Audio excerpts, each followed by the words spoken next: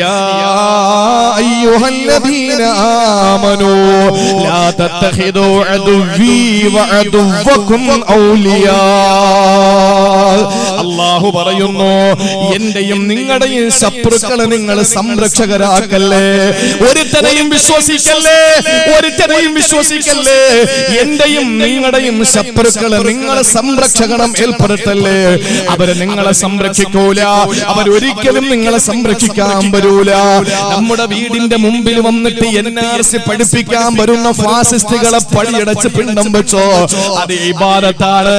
നമ്മുടെ വീട്ടിന്റെ മുമ്പിൽ വരുന്ന ഹിന്ദുക്കൾക്ക് വെള്ളം കൊടുത്തോ, സംഭാരം കൊടുത്തോ, തൈര് കൊടുത്തോ, സാമ്പാർ കൂട്ടി ചോറ് കൊടുത്തോ, 3 ദിവസം നമ്മുടെ വീട്ടിലവർക്ക് പായ വിരിച്ചു കൊടുക്ക. നമ്മുടെ സഹോദരങ്ങളാ, നമ്മുടെ രക്തമാണവര്. ഇവിടത്തെ ഹിന്ദുക്കൾ നമ്മുടെ രക്തമാണ്. അവർക്ക് 3 ദിവസം നമ്മുടെ വീട്ടിൽ ഭക്ഷണം കൊടുത്ത് നിങ്ങൾ ആതിഥേയ മര്യാദ സ്വീകരിച്ചോ. പക്ഷെ ഒരു RSS കാരനെ വീട്ടിൽ കേറ്റരുത്, ഒരു BJP കാരനെ വീട്ടിൽ കേറ്റരുത്. ഇത് അല്ലാഹുവിന്റെ ഖുർആനിന്റെ സമീപനമാണ്. ലാ തത്തഖിദൂ അദുവ്വീ വഅദുവ്വകും ഔലിയാ. എന്റെയും നിങ്ങളുടെയും ശത്രുക്കളെ നിങ്ങളെ സംരക്ഷകരാക്കരുതെന്ന് അല്ലാഹുവിന്റെ പരിശുദ്ധ ഖുർആൻ. എന്റെ പ്രിയപ്പെട്ട സഹോദരങ്ങളെ, സൂക്ഷിച്ചോ. സൂക്ഷിച്ചാ നമ്മൾ ദുഃഖിക്കണ്ട. അല്ലാഹുവിന്റെ റസൂൽ പരിചയപ്പെടുത്തിയത് രണ്ടാമത്തെ ശത്രു നിന്നോട് ദേഷ്യമുള്ള മുനാഫിഖാണ്. നമ്മൾ നോക്കുമ്പോ മുസ്ലിം പേരാണ്, നമ്മൾ നോക്കുമ്പോൾ മുസ്ലിം പേരാണ്. എന്റെ പ്രിയപ്പെട്ട സഹോദരങ്ങളെ, നമ്മുടെ ഇന്ത്യ രാജ്യത്തിന്റെ വിവിധ സംസ്ഥാനങ്ങളിൽ നമ്മുടെ സമൂഹം അനുഭവിക്കുന്ന വേദനകൾ എന്റെയും നിങ്ങളുടെയും ഭാര്യമാരാണ്, എന്റെയും നിങ്ങളുടെയും പെണ്ണന്മാരാണ്, എന്റെയും നിങ്ങളുടെയും പെൺമക്കളാണ് ക്രൂരമായ ബലാത്സംഗങ്ങൾക്ക് ഇരയാക്കപ്പെടുന്നതെങ്കിൽ നിങ്ങൾ സഹിക്കുമോ? ഞാൻ സഹിക്കുമോ? ഇതങ്ങ് ആസാമിലായതുകൊണ്ട്, കാശ്മീരിലായതുകൊണ്ട്, UP-യിലായതുകൊണ്ട് അവര് നമ്മുടെ സഹോദരങ്ങളല്ലാതാകുമോ? ഈ ലൈറ്റ് കണ്ടില്ലേ?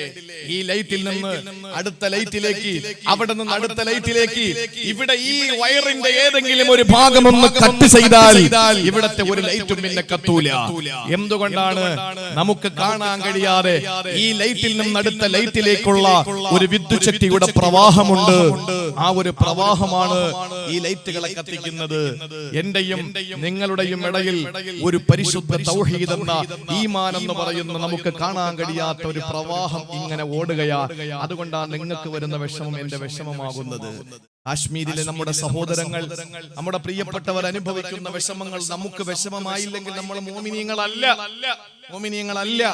നമ്മളത് മനസ്സിലാക്കിയാൽ മതി. അതുകൊണ്ട് പ്രിയപ്പെട്ടവരെ, മുനാഫിഖീങ്ങളെ നമ്മൾ കരുതിയിരിക്കുക, നമ്മളെ മുനാഫിഖീങ്ങളെ കരുതിയിരിക്കുക. നമ്മൾ കൃത്യമായിട്ട്, നമുക്ക് ഒളിച്ചു വെക്കാനൊന്നുമില്ല, നമുക്ക് കള്ളമില്ല, നമുക്ക് കാപട്യമില്ല. അതുകൊണ്ട് തുറന്നു പറയാം എന്റെ പ്രിയപ്പെട്ടവരെ. അബ്ദുള്ള കുട്ടി എന്ന് പറയുന്ന പറയുന്നതിന് ചില ആളുകൾക്ക് വിഷമമുണ്ട്, ആ പേര് പറയുന്നതിൽ. ഞാൻ ചില ഭാഗങ്ങളിൽ, ചില സ്ഥലങ്ങളിൽ, കൊല്ലം ജില്ലയിലെ തന്നെ കണ്ണനല്ലൂരിൽ ഞാൻ ഒരു പ്രക്ഷോഭ പരിപാടിയിൽ പങ്കെടുത്ത് സംസാരിക്കുമ്പോൾ ഞാൻ അദ്ദേഹത്തിന് കൊടുത്ത പേര് അബ്ദുള്ള കുട്ടി എന്നല്ല, ദേവദാസ കുട്ടി എന്നാണ്. അബ്ദ് എന്ന് പറഞ്ഞാൽ ദാസൻ, അല്ലാ എന്ന് പറഞ്ഞാൽ ദേവൻ. അപ്പോ അബ്ദുള്ള എന്നതിന് പകരം നബി തങ്ങളുടെ വാപ്പാന്റെ പേരാണല്ലോ. മാത്രമല്ല, അള്ളാഹു ഏറ്റവും കൂടുതൽ ഇഷ്ടപ്പെടുന്ന പേര് അബ്ദുള്ള ആണ് എന്ന് നബി മുഹമ്മദ് മുസ്തഫ. ഈ ആകാശത്തിന്റെ ചുവട്ടിലെ ഭൂമിയുടെ മുകളിൽ അള്ളാഹ് ഏറ്റവും കൂടുതൽ ഇഷ്ടപ്പെടുന്ന പേര് അബ്ദുള്ള, സെക്കൻഡ് അബ്ദുറഹ്മാൻ. അവന്റെ പേരിനോട് അബ്ദ് ചേർത്ത് വിളിക്കുന്നതിനാണ് അള്ളാഹുവിന് ഏറ്റവും ഇഷ്ടമെന്ന് ഹബീബായ നബി മുഹമ്മദ് മുസ്തഫ. ആ അബ്ദുള്ള കുട്ടി അല്ലെങ്കിൽ ദേവദാസ കുട്ടി അല്ലെങ്കിൽ ദേശീയ മുസ്ലിം, അതാ നമുക്ക് ഇവിടെ യോജിക്കുന്നത്. അദ്ദേഹത്തിന്റെ പ്രഭാഷണം കേൾക്കുമ്പോ സങ്കടം തോന്നുകയാണ്. ഈ ദേശീയ മുസ്ലിം ചിന്തിക്കുന്നുണ്ടോ അയാൾക്ക് ഇവിടെ കഴിയാൻ പറ്റുമെന്ന്? ഒരിക്കലുമില്ല. ലാ തത്തഖിദു അദുവ്വി വഅദുവ്വകും ഔലിയാ. ഇനി സമയമുണ്ട്, പരിശുദ്ധമായ കലിമ ചൊല്ലി ഇസ്ലാമിലേക്ക് പരിപൂർണ്ണ സമ്പൂർണ്ണമായി. ഇപ്പൊ ഇസ്ലാമിൽ നിന്ന് പുറത്തുപോയി എന്ന് പറയാൻ പറ്റിയ അത്രയും വലിയ വിശാലമായ വിജ്ഞാനമൊന്നും അള്ളാഹു എനിക്ക് തന്നിട്ടില്ല. പക്ഷെ എങ്കിലും എന്റെ പ്രിയപ്പെട്ടവരെ, ചില പ്രവർത്തനങ്ങളും ചില വാക്കുകളും പ്രസംഗങ്ങളും കേൾക്കുമ്പോ അങ്ങനെ തോന്നിപ്പോകാറുണ്ട്. സ്നേഹത്തോടെ ഞാൻ ആവശ്യപ്പെടുകയാണ്, അദ്ദേഹം ഇത് കേൾക്കും. ഇതിനു മുമ്പ് ഞാൻ അദ്ദേഹത്തിനെതിരെ നടത്തിയ പ്രസംഗങ്ങളെല്ലാം അദ്ദേഹം കേട്ടു, അതിനൊക്കെ പ്രതികരിച്ചു പല വേദികളിലും. ഞാൻ പറയാണ്, എന്റെ പ്രിയപ്പെട്ട സഹോദര, എനിക്ക് മുമ്പ് പരിചയമുള്ള ഒരാൾ കൂടിയാണ്. എന്റെ പള്ളിയിൽ മുമ്പൊരിക്കൽ വന്നിട്ടുള്ള ആളാണ്. വ്യക്തിപരമായിട്ട് യാത്രകളിൽ പലപ്പോഴും ട്രെയിനിലൊക്കെ വെച്ച് കണ്ടിട്ടുള്ള ആളുമാണ്. എനിക്ക് സ്നേഹത്തോടെ പറയാനുള്ളത്, ഒന്നുകിൽ നിങ്ങളുടെ ഈ വാദം അവസാനിപ്പിക്കുക, ഇല്ലെങ്കിൽ നിങ്ങൾ പരിശുദ്ധമായ ഇസ്ലാമിനെ സമ്പൂർണ്ണമായി ഉൾക്കൊണ്ടുകൊണ്ട് ഒരു തികഞ്ഞ മുസ്ലിമായി ജീവിക്കുക. നിങ്ങൾ ഒറ്റുകാരനാകരുത്, സമുദായത്തിന്റെ ഒറ്റുകാരനാകരുത്, ഒരു മുനാഫിക്കിന്റെ പട്ടം നിങ്ങൾ സ്വയം സാർത്ഥപ്പെടരുത്. അത്രമാത്രം ഞങ്ങൾക്ക് പറയാനുള്ളൂ. എന്റെ പ്രിയപ്പെട്ട സഹോദരങ്ങളെ, പരലോകത്ത് സ്വർഗം തുറന്നിട്ടിരിക്കും. ഓടി വരാൻ പറയും, അടുത്തെല്ലുമ്പോ അള്ളാഹ് അടയ്ക്കും, ഓടാന്ന് പറയും. ഓടി വിഷമത്തോടെ തിരിച്ചു പോകുമ്പോൾ ഇങ്ങോട്ട് വാടാന്ന് വിളിക്കും. ഓടി അടുത്ത് വരുമ്പോ വീണ്ടും അടയ്ക്കും, പോടാന്ന് പറയും. ഇതാണ് അള്ളാഹുവിന്റെ മലക്കുകൾ ചെയ്യുക മുനാഫിക്കീങ്ങൾക്ക്.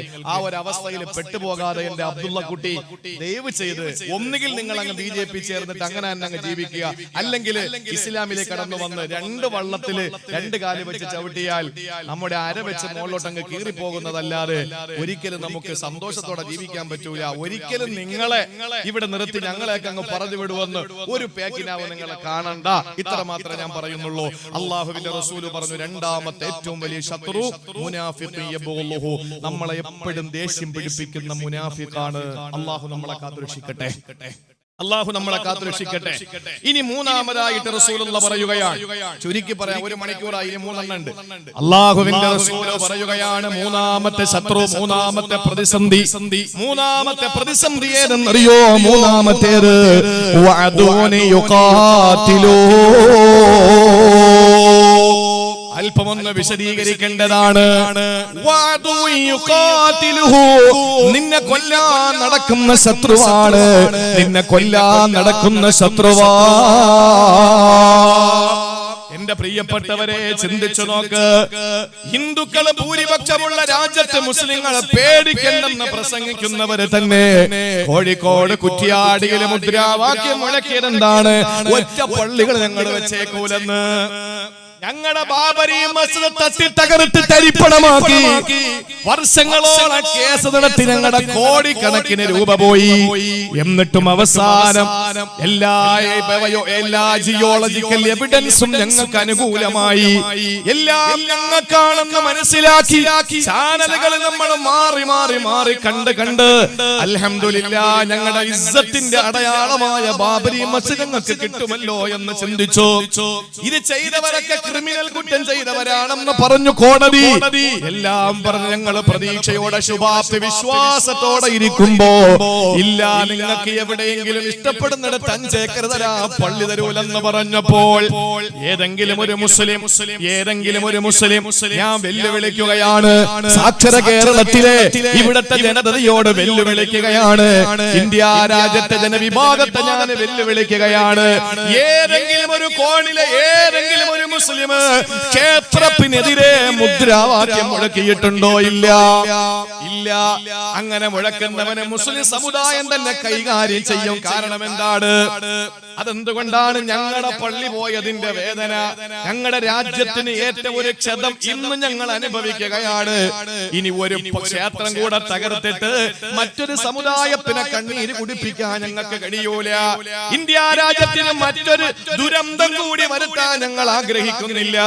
പക്ഷെ ഞങ്ങളുടെ പള്ളി പൊളിച്ചവർക്കെതിരെ ഒരു ക്ഷേത്രത്തിൽ നിന്നെങ്കിലും ഞങ്ങൾ അതിനോട് ഏതെങ്കിലും രീതിയിൽ പ്രതിഷേധിച്ചിട്ടുണ്ടോ? ഇല്ല. ഇന്ത്യ രാജ്യത്തിന്റെ എന്തിന് കേരളത്തിന്റെ എത്ര സ്ഥലത്ത് നിന്ന് ഈ ശിലാ പൂജ നടത്തിയിട്ട്, ക്ഷേത്രങ്ങളിൽ നിന്ന് പൂജ നടത്തിയിട്ടാണ് അയോധ്യയിലെ രാമക്ഷേത്രം നിർമ്മിക്കാൻ കല്ല് കൊണ്ടുപോകുന്നത്. എവിടെയെങ്കിലും ഏതെങ്കിലും ഒരു അമ്പലത്തിനെതിരെ ഞങ്ങൾ മുദ്രാവാക്യം മുഴക്കിയോ?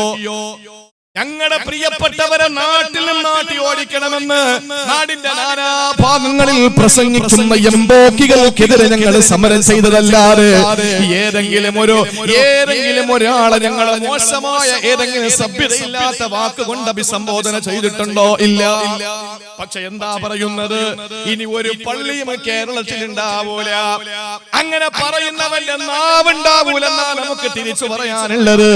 എന്റെ പ്രിയപ്പെട്ട സഹോദരങ്ങളെ, കാരണം ഞങ്ങളുടെ ഹബീബ് പറഞ്ഞിട്ടുണ്ട്, നിന്നോട് യുദ്ധത്തിന് വരുന്ന ശത്രുവാണ് നീ മൂന്നാമതായി സൂക്ഷിക്കേണ്ടത്. നിങ്ങൾക്കറിയോ എന്റെ ഹബീബ് സല്ലല്ലാഹു അലൈഹി വസല്ലമ തങ്ങൾ പറഞ്ഞത്? ഈ ഹദീസ് കേൾക്കുമ്പോ എന്റെ ശാസ്താംകോട്ടക്കാരെ നിങ്ങൾ ഞെട്ടിപ്പോകും, സംശയമില്ല. അല്ലാഹുവിന്റെ റസൂൽ 14 മുമ്പ് പറയുകയാണ്, എനിക്ക് ശേഷം നിങ്ങൾക്ക് വരും ഒരു ദുരന്തം. അത് ഏതെന്നറിയോ? എനിക്ക് ശേഷം നിങ്ങൾക്ക് 4 ദുരന്തങ്ങൾ വരും, 4 കലാപങ്ങൾ വരും, 4 യുദ്ധങ്ങൾ വരും, 4 പ്രതിസന്ധികൾ നിങ്ങൾക്ക് വരും. അതിൽ ഒന്നാമത്തേത് യുസ്തഹല്ലു ഫീഹ ദിമാ, ഒന്നാമത്തേത് നിങ്ങളുടെ രക്തം ചിന്തപ്പെടുമെന്ന് മുഖബിറെ സാദിഖ് നബി മുഹമ്മദ് മുസ്തഫ. നിങ്ങൾ കൂട്ടക്കശാപ്പ് ചെയ്യപ്പെടും, നിങ്ങളുടെ ശരീരം പീസ് പീസാക്കപ്പെടും.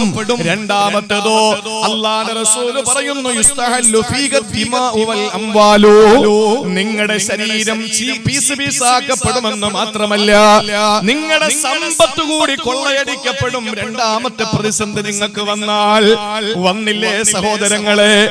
എത്ര കലാപങ്ങൾ വന്നപ്പോ കേരളത്തിന്റെ നാദാപുരപ്രിയപ്ര കോടികളുടെ സമ്പത്തിന്റെ നട്ടമാവുന്നത്, മാറാട് പ്രണട്ടമാവുന്നത്. ആലോചിച്ചു നോക്ക്. മൂന്നാമത്തത് നബി തങ്ങൾ പറഞ്ഞു, യുസ്തഹല്ലു ഫീഹ ദിമാഉ വൽ അംവാലു വൽ ഫുറൂജ്, നിങ്ങളുടെ രക്തം ചിന്തപ്പെടുമെന്ന് മാത്രമല്ല നിങ്ങളുടെ സമ്പത്ത് കൊള്ളയടിക്കപ്പെടുമെന്ന് മാത്രമല്ല നിങ്ങളുടെ ഭാര്യമാരും സഹോദരിമാരും പെൺമക്കളും നിങ്ങളുടെ ഉമ്മമാരും ക്രൂരമായ ബലാത്സംഗത്തിന് ഇരയാക്കപ്പെടുമെന്ന് മുഹമ്മദ് മുസ്തഫ. അല്ലാഹുവിന്റെ റസൂൽ പറഞ്ഞു, നിങ്ങളുടെ പെങ്ങന്മാർ, നിങ്ങളുടെ ഭാര്യമാർ, നിങ്ങളുടെ സഹോദരിമാർ, നിങ്ങളുടെ ഉമ്മമാർ ക്രൂരമായ ബലാത്സംഗങ്ങൾക്ക് ഇരയാക്കപ്പെടുമെന്ന് മുഹമ്മദ് മുസ്തഫ. ഇത് മൂന്നും വന്നില്ലേ? ഗുജറാത്ത് കലാപം നടക്കുമ്പോൾ അഹമ്മദാബാദ് പള്ളിയുടെ തൊട്ട് മുമ്പിലെ ഓടയിൽ പാവപ്പെട്ട ഒരു സഹോദരി പകുതി പ്രസവിക്കപ്പെട്ട നിലയിൽ കിടന്നു. രാത്രി വന്നിട്ട് കതകിന് മുട്ടി. ആ സമയത്ത് ആ സഹോദരി പ്രസവിക്കാൻ മണിക്കൂറുകൾ ബാക്കിയാണ്. ആ സമയത്ത് കതകിന് മുട്ടിയപ്പോൾ പേടിച്ചു വിറച്ച് ഒരു റൂമിന്റെ ഉള്ളിലേക്ക് ഒളിച്ച് ആ പട്ടാളക്കാരും കാവിക്കാരും അതുപോലെ തന്നെ അവിടത്തെ ഭീകരവാദികളും ചവിട്ടി തുറന്ന് അകത്ത് കയറിയിട്ട് ഇറങ്ങി ഓടിയ പാവപ്പെട്ട സഹോദരിയുടെ പിന്നാലെ പോയി അവര് മാറി ബലാത്സംഗം ചെയ്ത് മണിക്കൂറുകൾ മാത്രം പ്രസവത്തിന് ബാക്കിയുള്ള ഒരു പെണ്ണിന്റെ ദുരവസ്ഥ ആലോചിച്ചു നോക്ക്. ആ പ്രിയപ്പെട്ട സഹോദരിയെ ക്രൂരമായിട്ട് ബലാത്സംഗം ചെയ്ത് നടു റോഡിലൂടെ വലിച്ചിഴച്ച് പിറ്റേന്ന് ജുമാ ദിവസത്തിന് പള്ളിയിലേക്ക് ആളുകൾ വരുമ്പോൾ അഹമ്മദാബാദ് പള്ളിയുടെ ഓടയിൽ പാതി പ്രസവിക്കപ്പെട്ട നിലയിൽ ആ പെങ്ങളുടെ ജനാസ കിടന്നു. എത്ര വർഷങ്ങൾക്ക് മുമ്പാ? ഇപ്പോഴും നടക്കുന്നില്ലേ? ഇപ്പൊ പെണ്ണുങ്ങളെ ബലാത്സംഗം ചെയ്തിട്ട് അവരുടെ കാമവെറി തീരാതെ വന്നപ്പോൾ ഉത്തർപ്രദേശിലെ യതീംഖാനകളിലെ കയറിയിട്ട് 13 വയസ്സിന് താഴെയുള്ള 5 വയസ്സിന് മുകളിലുള്ള പാവപ്പെട്ട ആൺകുട്ടികളെ പിടിച്ചുകൊണ്ടുപോയി പ്രകൃതി വിരുദ്ധ പീഡനങ്ങൾക്കിരയാക്കിയിട്ട് അവരുടെ രഹസ്യ അവയവങ്ങളിൽ നിന്ന് ബ്ലഡ് ഒലിച്ചുകൊണ്ടിരിക്കുകയാണ്. ഇതിന്റെ ഹബീബും നിങ്ങളുടെ ഹബീബും പറഞ്ഞതല്ലേ, യുസ്തഹല്ലു ഫീഹ ദിമാഉ വൽ അംവാലു വൽ ഫുറൂജു. ഇത് മൂന്നും നമ്മുടെ മുന്നിൽ പ്രത്യക്ഷപ്പെട്ടു കഴിഞ്ഞു. ഇനി 4ാമതൊരു ദുരന്തം വരാനുണ്ട്. അല്ലാഹുവിന്റെ റസൂൽ പറഞ്ഞു, സമ്മാഉ വ അംയാഉ, എന്റെ പൊന്നുമക്കളെ, അത് കണ്ണും കാതുമില്ലാത്തതാ. നബി തങ്ങളുടെ വാക്ക് ചിന്തിക്കണം.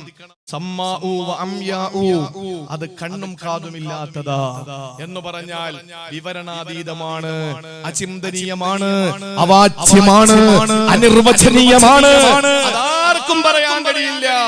അങ്ങനത്തെ ഭീകരമായ കലാപം ഇനി വരാൻ സാധ്യതയുണ്ട്. അല്ല, വരും. എന്റെ ഹബീബും നിങ്ങളുടെ ഹബീബ് അള്ളാഹുവിന്റെ റസൂല് പഠിപ്പിച്ച കാര്യമാണ്. എന്നിട്ട് നബി തങ്ങൾ പറയുകയാണ്, നിങ്ങൾ വിഷമിക്കണ്ട. നിങ്ങൾക്ക് അഭയസ്ഥാനം ഒരിടം ഉണ്ടാവൂല. നിങ്ങൾക്കൊരു അഭയം ഉണ്ടാകൂല. അഭയത്തിന് നമ്മൾ പോകുന്നത് എന്താണ്? ഇവിടെ എന്തെങ്കിലും ഒരു പ്രശ്നം ഉണ്ടായാൽ നമ്മൾ പോകുന്നത് കരുനാഗപ്പള്ളി കോടതിയിലാണ്, അല്ലേ? ഏറ്റവും അടുത്ത കോടതി കരുനാഗപ്പള്ളി കോടതിയാണ്. അവിടെ തള്ളിയാൽ നമ്മൾ പോകുന്നത് ജില്ലാ കോടതിയിലാണ്. ശാസ്താംകോട്ട തള്ളിയാൽ കരുനാഗപ്പള്ളി ജില്ലാ കോടതിയാണെന്ന് തോന്നുന്നു, അവിടെ പോകും അല്ലേ? ജില്ലാ കോടതി എവിടെ ഉള്ളത്? കൊല്ലത്ത്. അവിടെ പോകും. അവിടെയും തള്ളിയാൽ നേരെ പോകും ഹൈക്കോടതിയിൽ. എറണാകുളത്ത് അവിടെയും തള്ളിയാൽ പിന്നെ നമ്മൾ പോകുന്നത് അങ്ങ് സുപ്രീം കോടതിയിലാ. ഈ കോടതികളുടെ അവസ്ഥ നമ്മളൊന്ന് ആലോചിച്ച് നോക്കി. ഇപ്പൊ എന്താ നടക്കുന്നതെന്ന്? സുപ്രീം കോടതിയിൽ തള്ളിയാ പിന്നെ നമുക്ക് പോകാൻ ഈ ഭൂമി ലോകത്ത് ഒരു സ്ഥലം മാത്രമേ ഉള്ളൂ. നമുക്ക് എവിടെയാ? രാഷ്ട്രപതിയുടെ മുമ്പിൽ. ദുരന്തങ്ങളിൽ നിന്ന് രക്ഷപ്പെടുകയില്ല.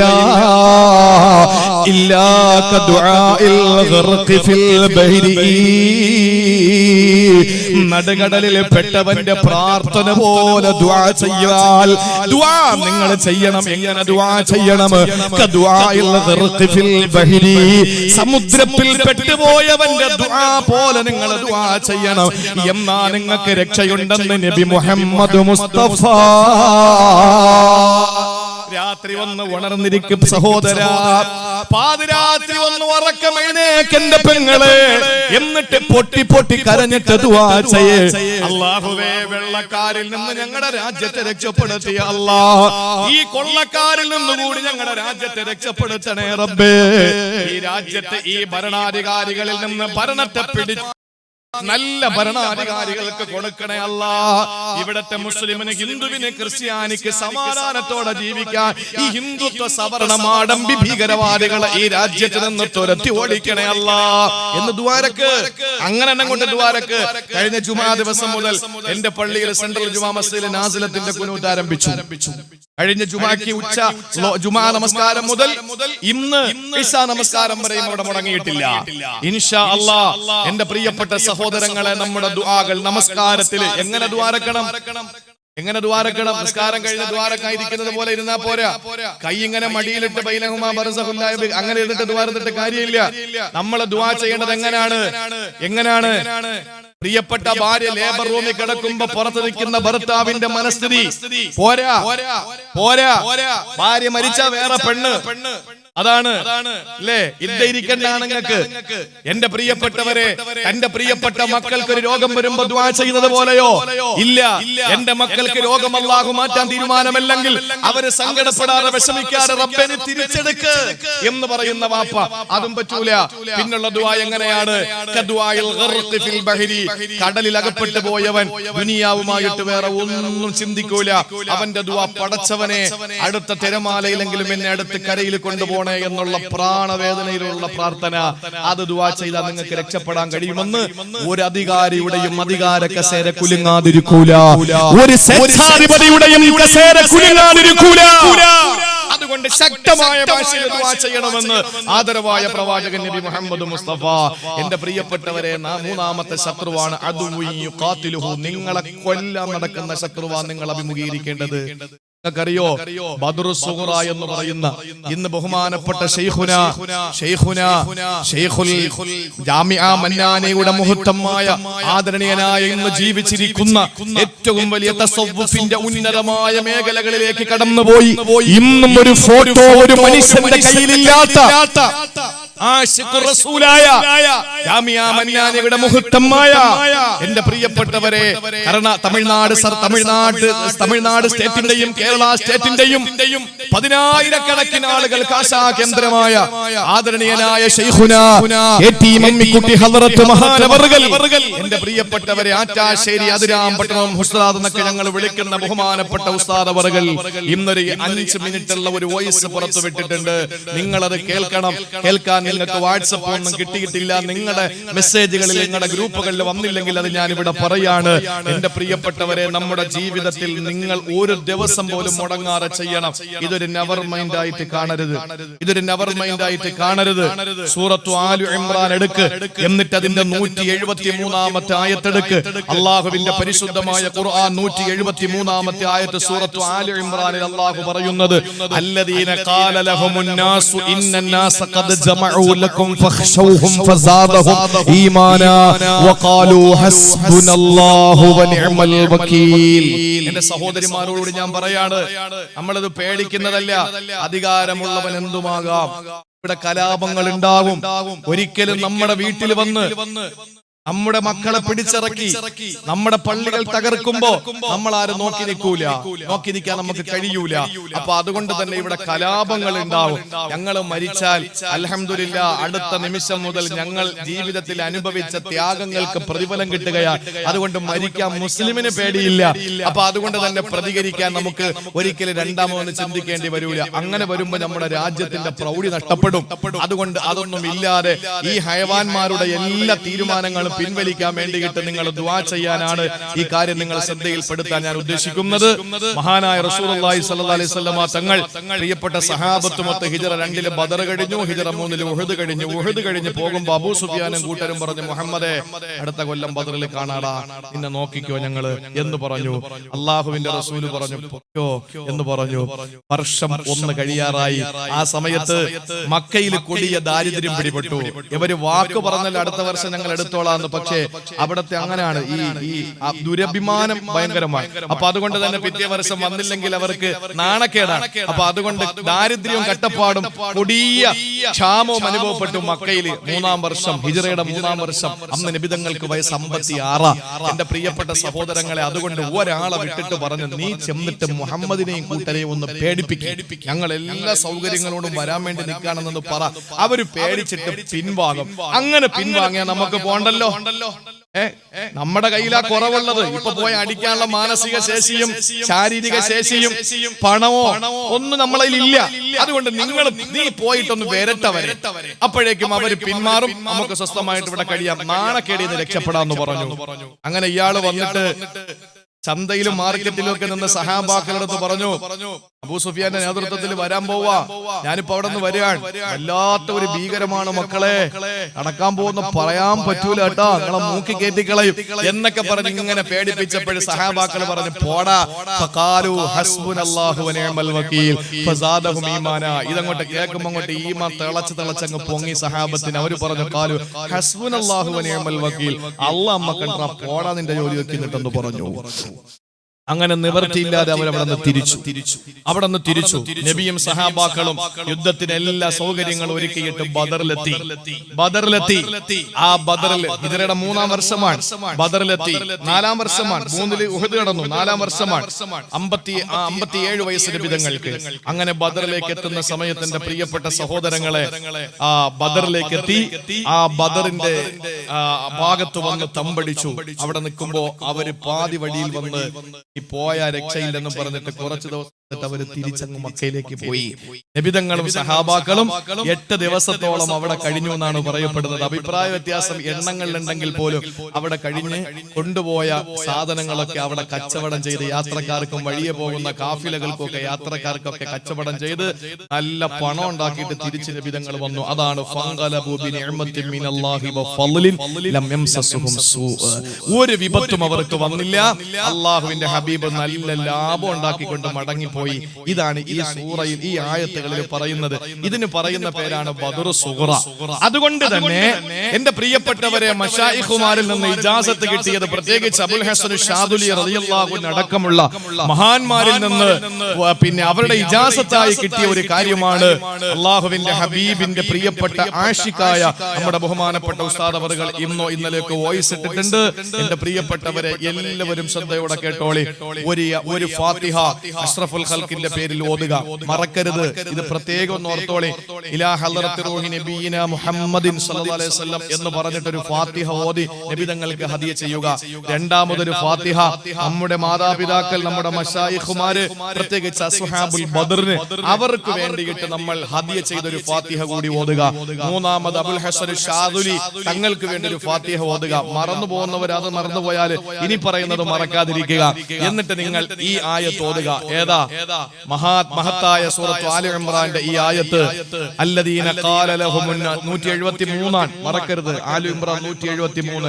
അല്ലദീന ഖാല ലഹുമുൻ നാസ് ഇന്നന്നാസ ഖദ് ജമഉ ലക്കും ഫഖ്ശൗഹും ഫസാദഹും ഈമാനാ വഖാലു ഹസ്ബുനല്ലാഹു വനിഅമൽ വകീൽ. അവിടെ നിർത്തുക. ഖുർആൻ മടക്കി വെക്കുക. 450 പ്രാവശ്യം 450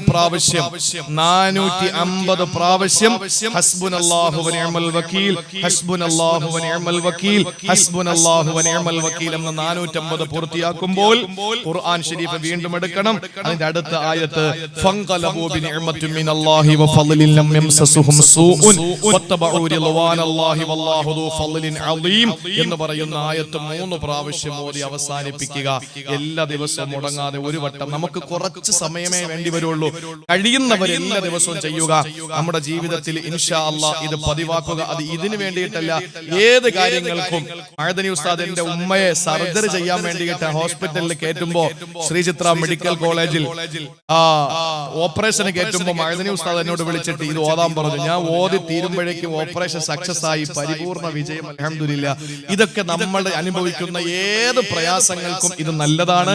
കച്ചവടം നടക്കുന്നില്ലെങ്കിൽ നിയത്താക്കി ഓതിക്കൊല്ലാം എന്ന് പറഞ്ഞാൽ പാപങ്ങൾ വരൂല, വിഷമങ്ങൾ വരൂല, പീഡനങ്ങൾ വരൂല, എന്തും നമുക്ക് രക്ഷപ്പെടാനുള്ള. ഇതൊക്കെ ഖുർആനിലുണ്ട് സഹോദരങ്ങളെ. ഖുർആൻ നെഞ്ചോടങ്ങ് ചേർത്ത് വെച്ചാൽ മതി. ഇതൊക്കെ കളഞ്ഞിട്ട് അപ്പുറത്ത് തട്ടിപ്പോയിട്ട് നിങ്ങളൊന്നും അനുഭവിക്കുന്നില്ല എന്ന് പറയുന്ന എംബോക്കികളെ കാണുമ്പോൾ നമുക്ക് പുച്ഛം തോന്നൂലേ? അതുകൊണ്ട് പ്രിയപ്പെട്ട സഹോദരങ്ങളെ, ഇത് കൃത്യമായി നിങ്ങൾ ഓതിക്കോളി. അള്ളാഹു നമ്മളെ എല്ലാ വിപത്തിൽ നിന്ന് കാത്തുരക്ഷിക്കട്ടെ. 22-ാം തീയതി വരുന്ന വിധി നമുക്ക് അള്ളാഹു അനുകൂലമാക്കി തരട്ടെ.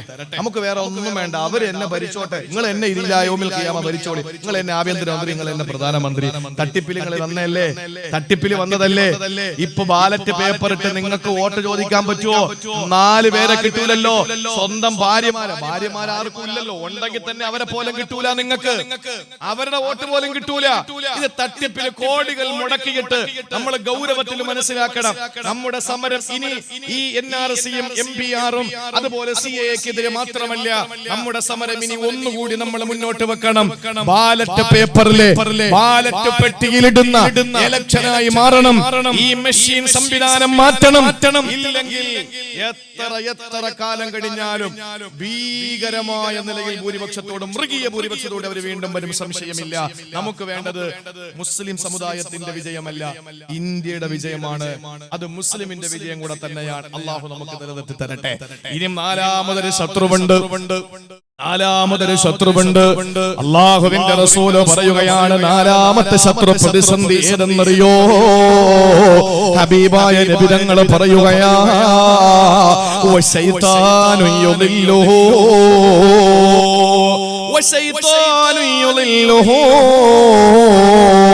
നിങ്ങളെ പിഴപ്പിക്കുന്ന ശൈത്താനാ. മറക്കല്ലേ, 5 പ്രതിസന്ധികളുടെ നടുവിലാണ്. അൽ മുഅ്മിനു ബൈന ഖംസി ശദായിദ. 5 പ്രതിസന്ധികളുടെ മധ്യയാണ് ഒരു മുഅ്മിൻ. അതിൽ ഒന്ന് അവന്റെ അസൂയക്കാരനായ കൂട്ടുകാരൻ മുഅ്മിൻ തന്നെയാണ്. രണ്ടാമത്തേത് അവനോട് ദേഷ്യം കാണിക്കുന്ന മുനാഫിക്കാണ്. കൂടെ നിൽക്കുമെങ്കിലും അവന് കുഴി തോണ്ടുന്നവനാണ്. മൂന്നാമത്തേതോ അവനോട് യുദ്ധത്തിന് വരുന്ന ശത്രുവാണ്. നാലാമത്തേത് റസൂലുള്ളാഹി പറയുന്നത്, നാലാമത്തേത് ശൈത്താനു യുദില്ലുഹു. നിന്നെ പിഴപ്പിച്ചുകൊണ്ടിരിക്കുന്ന ശൈത്താനാണ്. നിന്നെ പിഴപ്പിച്ചുകൊണ്ടിരിക്കുന്ന ശൈത്താനാണ്. ഇതിൽ ഏറ്റവും വലിയ കുഴപ്പമാണല്ലേ? മൂന്നാമത് പറഞ്ഞാൽ നമുക്ക് തിരിച്ചറിയുന്നുണ്ട്. നമ്മൾ വീട്ടിൽ കയറ്റാതിരിക്കുന്നുണ്ട്, പ്രശ്നങ്ങളൊക്കെ നടത്തുന്നുണ്ട്, ഒക്കെ ശരിയാ. പക്ഷേ എന്നിട്ട് പോലും അവനെക്കാളും വലിയ ശത്രുവായ ശൈത്താനെ നമ്മൾ പിടിച്ച് പോക്കറ്റിട്ടിരിക്കാൻ. അപ്പൊ നമ്മൾ ഏറ്റവും കൂടുതൽ സൂക്ഷിക്കേണ്ടത് അവരല്ലേ? കേട്ടോ, അള്ളാഹുവിന്റെ മുമ്പിൽ വന്നിട്ട് ശൈത്താൻ പറഞ്ഞു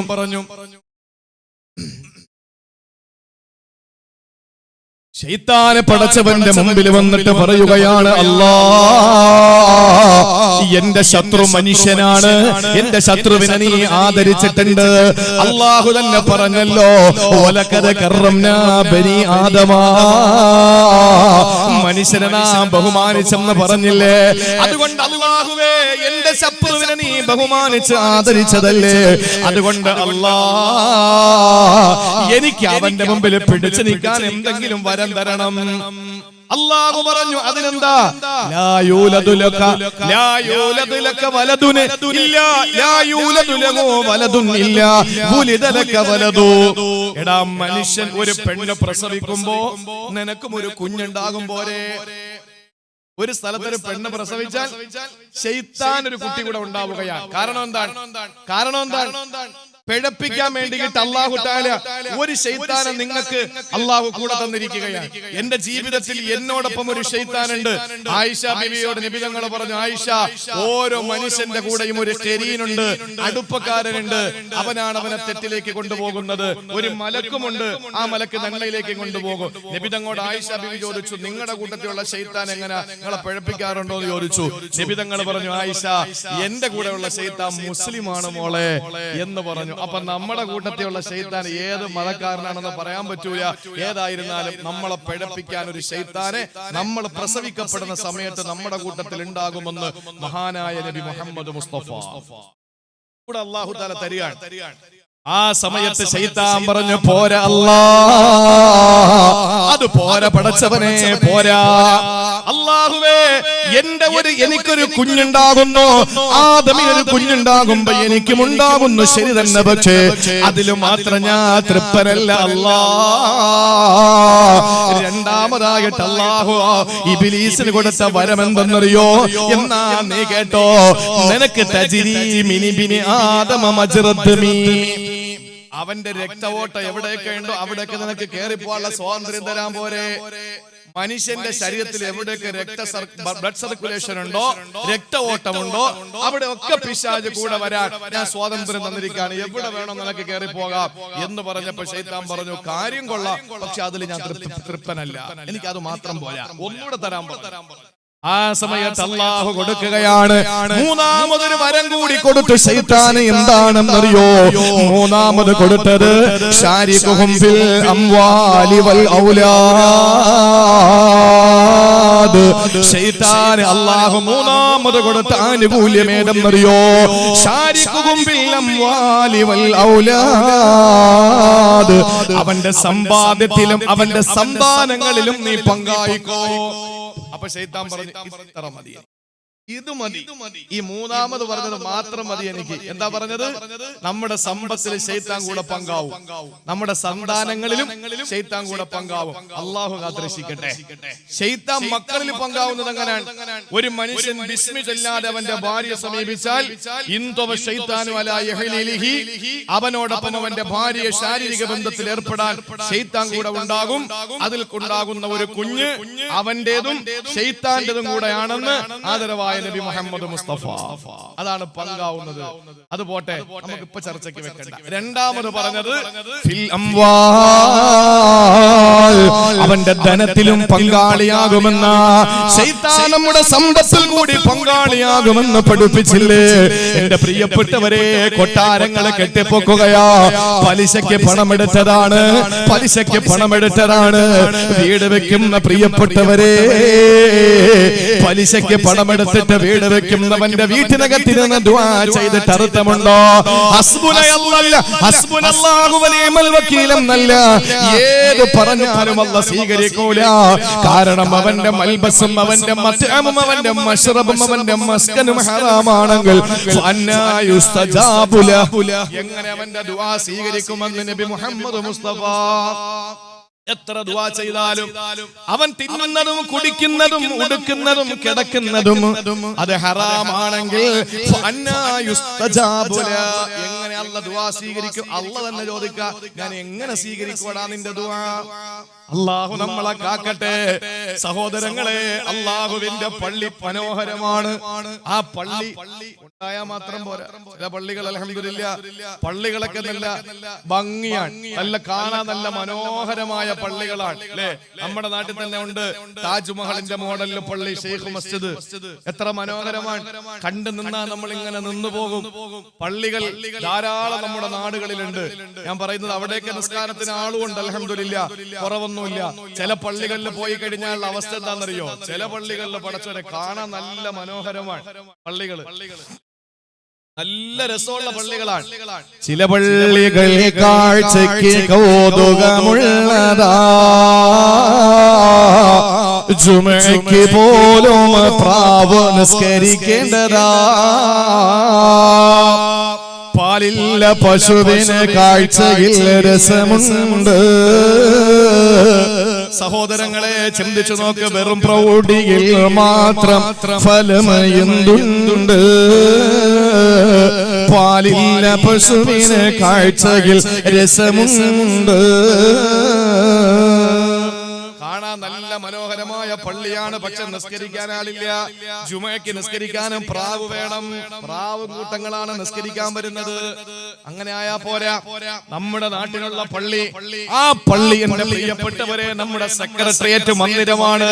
നിസ്കരിക്കാൻ മാത്രമുള്ളതാണോ പള്ളി? ഇല്ല, പിരിക്കാനുള്ളതാ പള്ളി. നമ്മുടെ തർക്കങ്ങൾ തീർക്കാനുള്ളതാണ് പള്ളി. മദീനത്തുൻ നബവിയിൽ പിരിച്ചില്ലേ നബിതങ്ങൾ? മുളർ ഗോത്രത്തിൽപ്പെട്ട ഒരു വിഭാഗം ചിഞ്ഞ വേഷം ധരിച്ച് വന്നപ്പോ നബിതങ്ങൾ പള്ളിക്കകത്ത് പിരിവെടുത്തു കൊടുത്തു. വേറൊരു സഹാബി യാചനയ്ക്ക് വന്നപ്പോ വീട്ടിലുള്ളത് തിരിച്ചു പിടിച്ചിട്ട് പള്ളിക്കകത്ത് ലേലം ചെയ്തു നബിതങ്ങൾ. ഇതാർക്ക് വേണം? ഒരാള് വന്നിട്ട് വല്ലതും തരണേന്ന് പറഞ്ഞു. നോക്കുമ്പോൾ നല്ല തടിമാടൻ, ആരോഗ്യമുണ്ട്. എന്താണ് അഞ്ഞുവാ, എനിക്ക് വേറെ ജോലിയൊന്നും ഇല്ലേ? ഒരു ജോലിയില്ല.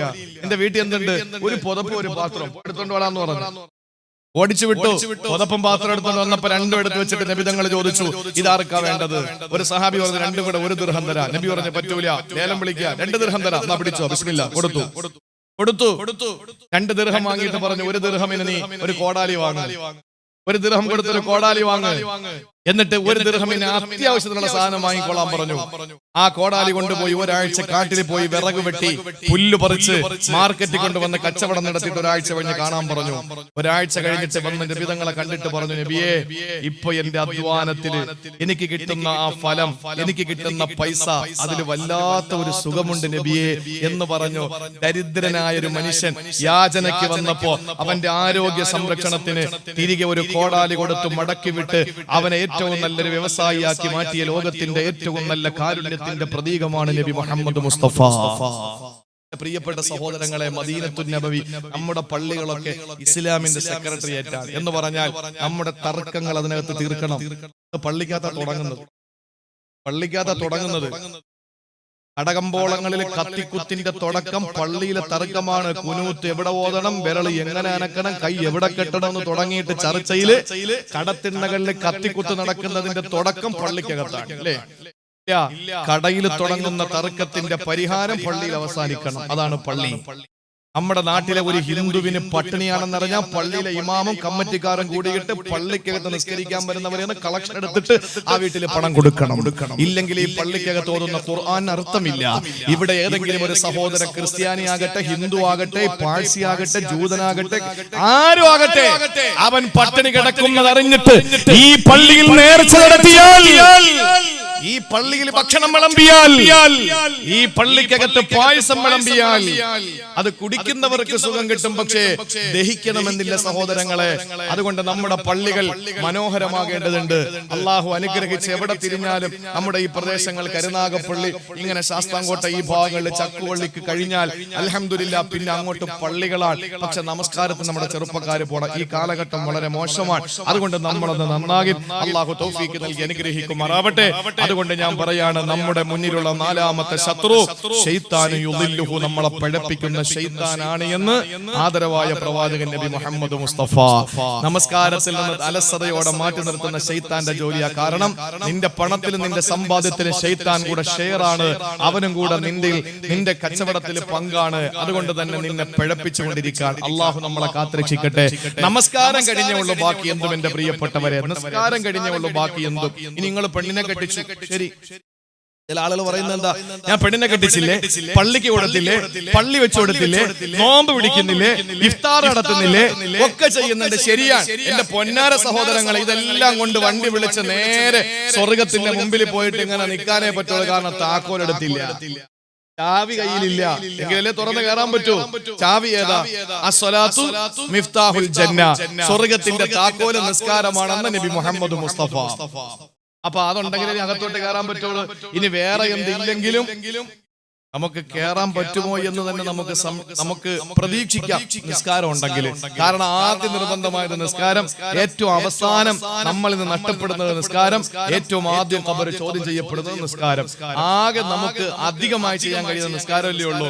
ആയുസിൽ ഒറ്റവട്ട ഹജ്ജ് ഉംറയും, വർഷത്തിൽ ഒരിക്കൽ നോമ്പ്, വർഷത്തിൽ ഒരിക്കൽ ഉണ്ടെങ്കിൽ സക്കാത്ത്. പിന്നെന്താ നമ്മൾ അള്ളാഹ് കൊടുക്കുന്നത്? 24 മണിക്കൂർ 24 മിനിറ്റ് അള്ളാഹുവിന് 17 റക്അത്ത് ഇതല്ലേ കൊടുക്കുന്നുള്ളൂ. അപ്പൊ അതുകൊണ്ട് അതും ഇല്ലെങ്കിൽ പിന്നെ നമ്മളാരാ? വല്ലാദിയാത്തി ലബഹ ഫൽമുരിയാത്തി ഖദഹ ഫൽമുഗീറാത്തി സുബഹ ഫാഖർന ബിഹി നഖഅ ഫവസത്ന ബിഹി ജംഅ ഇന്നൽ ഇൻസാന റബ്ബിഹി ലകനൂദ്. പ്രഭാതമാകുമ്പോൾ പൊടിപടലങ്ങൾ പാടിപ്പിച്ച് പടർക്കളത്തിലേക്ക് പാഞ്ഞെടുക്കുന്ന പടക്കുതിരയെ തന്നെയാണ് സത്യം. ഇന്നൽ ഇൻസാന റബ്ബിഹി ലകനൂദ്. അവൻ നന്ദികെട്ടവനാണ്, മനുഷ്യൻ നന്ദികെട്ടവനാണ്. വഇന്നഹു അലാ ദാലിക ലശഹീദ്. അവന്റെ വിഷയത്തിൽ അവൻ ഇതിലൊക്കെ സാക്ഷിയാണെന്ന് പറഞ്ഞാൽ വീട്ടിൽ അണ്ണാച്ചി പാല് ഇറക്കാൻ വരുമെങ്കിൽ അവന് പ്രത്യേക റൂം കൊടുത്ത് കിടക്കാൻ വസ്ത്രം കൊടുത്തു, ഭക്ഷണം കൊടുത്തു. ഒരു ദിവസം അവൻ കിടന്നുറങ്ങി, പാല് കറന്നില്ല, നമ്മളന്ന് അവന് ആഹാരം കൊടുക്കൂല. ഇല്ലേ? അള്ളാഹുവിന് നമ്മൾ സുജൂദ് ചെയ്യാതിരുന്നാലും അള്ളാഹു ഇരട്ടി ഇരട്ടി ഭക്ഷണം തരുന്നു. നിസ്കരിച്ചിട്ട് കല്യാണം കഴിഞ്ഞ് നിസ്കരിച്ചിട്ട് ആടിത്തുരത്തി പോകുന്നവന് ചാപ്പാട് നഹി. ഇത് നിസ്കാരം ഇല്ലാതെ കല്യാണം കഴിഞ്ഞവനെ എടുത്തു പിടിച്ച് ഓടി പോകുന്നവന് 2 പ്ലേറ്റ് ബിരിയാണി. ഇല്ലേ? അള്ളാഹു നമുക്ക് ചെയ്യാത്തവന് അധികം തരും, ചെയ്യുന്നവനല്ല കൊടുക്കുകയില്ല. അതാണ് പടച്ചവൻ, അതാണ് പടച്ചവൻ. നമ്മളാണെങ്കിലോ ചെയ്യാതിരുന്നാ കൊടുക്കൂല, ചെയ്താൽ നമ്മൾ അധികം കൊടുക്കും. ഇതാണ് അള്ളാഹ് അങ്ങനല്ല. അതുകൊണ്ട് ഇവിടെ കിട്ടുന്നതെന്ന് കാര്യമാക്കണ്ട എന്റെ പ്രിയപ്പെട്ട സഹോദരങ്ങളെ. നമ്മുടെ ഇബാദത്തുകൾ നമ്മൾ കാര്യമാക്കുക. നിസ്കാരം ഒരു ലഹരിയാകട്ടെ. നമ്മുടെ നമസ്കാരം നമുക്ക് ലഹരിയായി കഴിഞ്ഞാൽ കള്ളുഷാപ്പിലെ കള്ളുകുടിയന്മാരും വ്യഭിചാരശാലയിലെ വ്യഭിചാരികൾ പോകുമ്പോൾ അവർക്ക് കിട്ടുന്ന സുഖത്തെക്കാൾ സുഖം ഏറ്റവും മാമരം കോച്ചുന്ന തണുപ്പത്ത് ഐസ് വെള്ളം കൊണ്ട് ഒന്നുവെടുക്കുമ്പോൾ 2 റക്അത്ത് നിസ്കരിക്കുമ്പോൾ ഞങ്ങൾക്ക് കിട്ടുന്നു എന്ന് പറഞ്ഞത് സൂഫിയാക്കളാണ്. അള്ളാഹു നമ്മളെ ആ ഒരു അർത്ഥത്തിൽ എത്തിക്കുമാറാവട്ടെ. നിസ്കരിക്കുന്ന സഹോദരൻ, ഞാൻ എന്റെ FB-യിൽ പോസ്റ്റ് ചെയ്തിട്ടുണ്ടായിരുന്നു.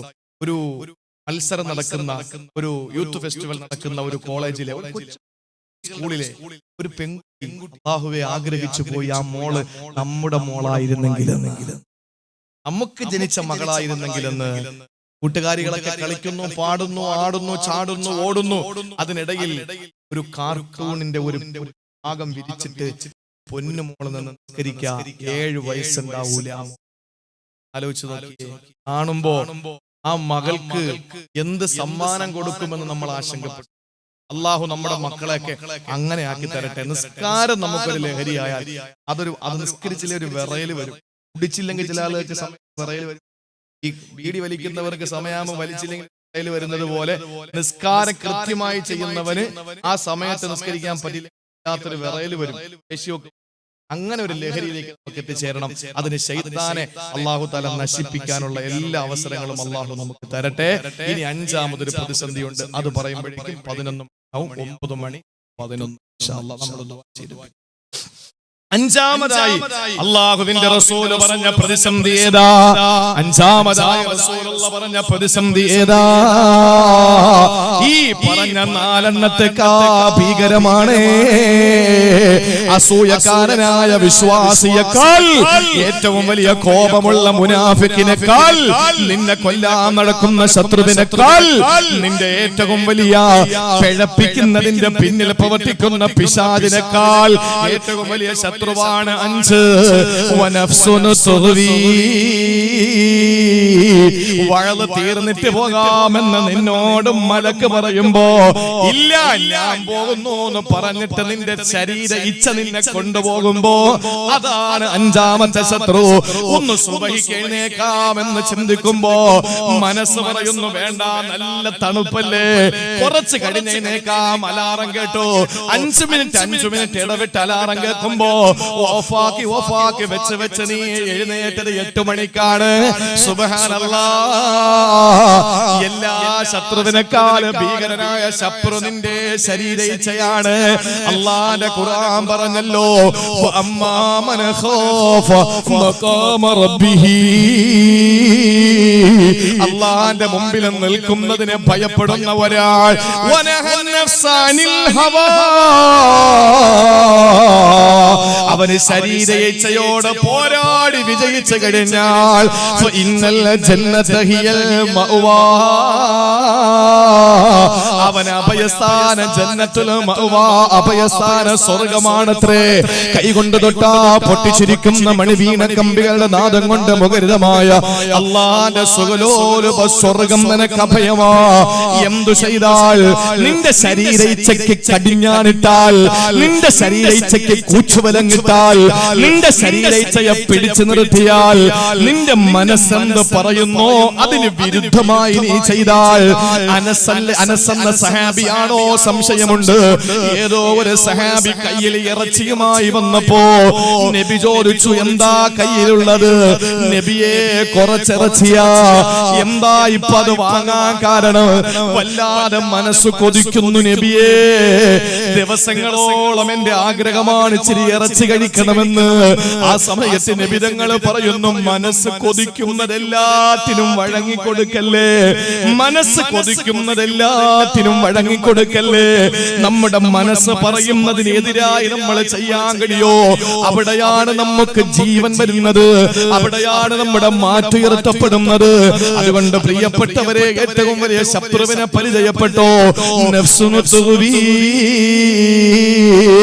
അവനെ വഴികേടിലാക്കുന്ന ശരീരേച്ഛയാ. അല്ലാഹു പറഞ്ഞല്ലോ, ഖദ് അഫ്ലഹ മൻ സക്കാഹാ. അതിനെ ഏറ്റവും നല്ല പരിപാവനമാക്കിയവന് വിജയിച്ചവനാ. വഖദ് ഖാബ മൻ ദസ്സാഹാ. അതിനെ മാലിന്യത്തിൽ തള്ളിയവന് പരാജയത്തിലാണ്. എന്റെ പ്രിയപ്പെട്ട സഹോദരങ്ങളെ, ഒരു മുഅ്മിൻ ഈ 5 പ്രതിസന്ധികളുടെ നടുവിലാണ് ജീവിക്കുന്നത്. ഇന്നലകളിലും അങ്ങനെ തന്നെ, ഇന്നും അങ്ങനെ തന്നെ, എന്നും അങ്ങനെ തന്നെ. അതുകൊണ്ട് കരുതിയിരുന്നോ, ജാഗ്രതയെ, ജാഗ്രതയെ. അല്ലാഹു നമ്മളെ നന്നാക്കട്ടെ. നമ്മുടെ ഈമാനെ അല്ലാഹു പരിശുദ്ധ